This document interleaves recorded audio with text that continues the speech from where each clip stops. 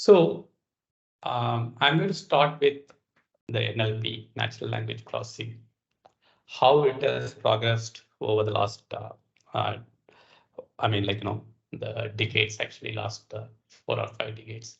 The reason, why it is important that we spend a lot of time here, it is basically like we are making a foundation of understanding what is generative AI, because like understanding what is generative AI will help us to figure out where we can use it effectively. Because today world, it is not about the technology, it is about like how we can use the technology to solve the problem. So the NLP progression, where it is started and then how it has moved over the period of time, that will give a very good idea where we are today with NLP and how it will move forward. And what are the advantages what we have today than yesterday, and why we have to invest in the NLP, which is today. So those are all the things we will see in the next few slides. All right, so this is how it started, like in 1950s or 1940s, when NLP toolkit came into the picture, and it is all started with the text analytics actually. So for example, if there is a text, will it be raining tomorrow also in Los Angeles? Okay. So what happens is the entire text is taken, and then it goes through a series of text analytics. So the idea was to see how do we use some of the language rules and then the root words, or we call it as the base words, to find the meaning of something. Okay, so for example, the user is typing, will it be raining tomorrow also in Los Angeles? So it goes through the set of process. So first it will be tokenized. So tokenized is breaking this word into, the sentence into small words, the individual words. And then we remove the stop words. So stop words will be like, something like it, be, in, also, which is like very common. And they don't make a lot of difference in the identifying the context of it actually. Then we do the stemming and lemmatization. So stemming and lemmatization is basically like we try to find the root word, and that is where you find rain tomorrow and LA. Now we try to find out of these words what are of which one of them are like we can label it properly, and that is where like your entity recognition comes. So entity recognition will be like tomorrow is the date, and LA is a city, and rain there's nothing to label actually. So based on this, the classification could be the intent is knowing weather. So someone is trying to know the weather. So where they want to see the weather, they want to see it in LA, and when they want to see it for tomorrow. So basically the combination of your intent and the entity tells you the meaning of what they try to do. Okay, so this is how it started in 1950, 1960. Obviously, it did not succeed as expected. It is supposed to be in the NLU world actually. So the major reason it did not succeed is also because the NLU lacked the relationship. So for example, right, there's an example of what I have given here, which is universally used when you talk about ontology. So beer is a mammal and polar bear is a bear. So these two are, for example, these are two statements we are making. But with whatever you have here with the NLU understanding, the tokenization, stop word, all those things, you will not be able to infer polar bear is a mammal. Okay, so that is where there are like a lot of expert systems that are being developed in 1950s and 60s. So this expert system, what it does is like it tries to create taxonomy and ontologies, which helps you to establish relationship between the words. So what it means is like, it helps you to find the meaning of word a lot more closer actually. So, but again, like, it is still not the expected one. So that is the time the recurrent neural network happened, which is using the n-gram approach. So n-gram approach is basically like, you try to predict the next word based on the last n minus 1 words. Okay. So this is using what do we call it as um, the neural network, recurrent neural network, and also like LSTM is like long-term short memory loss. Actually, this basically it helps you to forget the results so that like it could be applied again. Actually, so for example, right, if the input is the weather is good in LA today, okay, the output could be weather is good in LA and it may get rainfall. So this is basically like, this is inferred that when someone is saying weather is good, it may also mean that it may rain. It is inferred based on probably like, the previous set of data, but it uses the previous set of words to derive it may get rain today.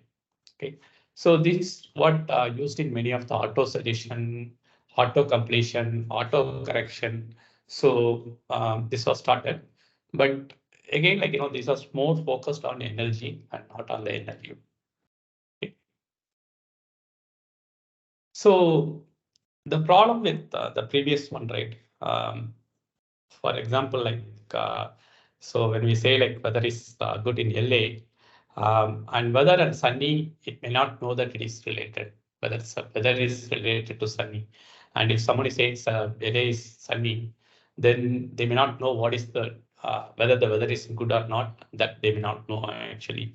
So that is where like the word embedding came actually. So in the word embedding, you basically like vectorize the words actually. So you associate, you give a value to word based on the characteristics. So for example, based on this, right, king and queen and man and woman. I mean, assume that you have these 4 words in your sentence. It is likely that king and queen will have value, vector value, which is like very similar, wherein the vector value for man and woman will be like a lot more different. This is achieved by vectorization, and this is a major breakthrough in the world of NLP, because like till the time, the word embedding, I mean, like we were always like the text was always analyzed based on its own value, but here like the vectorization helps you to do the embedding better actually. So this helps you to get the similar words and then the meaning of the words like a lot more obvious actually. Okay.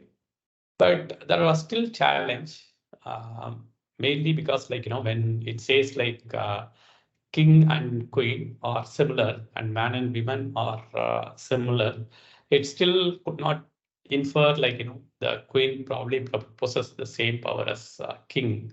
And if it is not women. So what happened is like, the verb to be came into the picture where it helps you to group the words together actually. So, and this is where it helps you to do a strong estimation of the word's meaning. So what will happen is like it will find the vector values of king, queen, and then it will also uses the vector value of man, woman to validate the similarity matching actually. To so here, like king minus man plus women equal to queen is basically like the vector value for a king and queen will be like almost similar actually. So till this time, the world of even with embeddings and other things, it was always like the left to right actually. So you always take the text and then you process from the left to right actually. So transformers came into the picture, and transformers took the NLP by a leap actually. The improvement and the efficiency has been really like beyond the comprehension actually. So uh, here like the encoding and decoding started. So encoder basically like tries to come up with values based on the different characteristics as well as the context. Excuse me, sorry.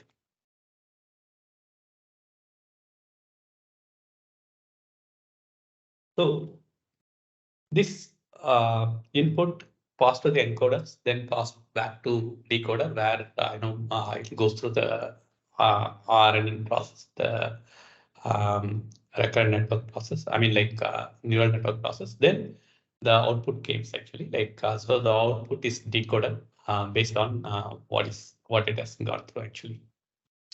See, while a traditional embedding model reads from left to right, the transformer basically like looks at the entire data into one. So it called it as bidirectional because like it takes the data, everything together.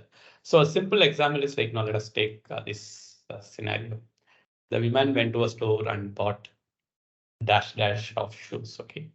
So pre-transformers, right? The world embedding normally like, it fills that place with the chocolate or a grocery because like it will say the women went to a store and bought grocery. It completely ignores what happens on the off shoes. Okay.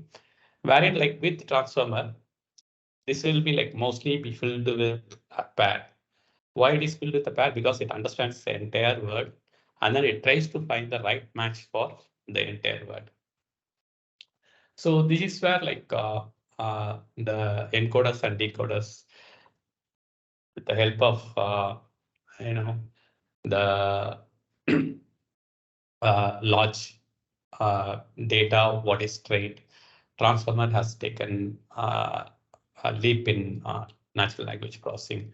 So generation of content has become like a lot more accurate and then a lot more faster. So that is where like the second field which has come, which is basically that generative pre-trained model. So for one of the example for transformers is BERT actually.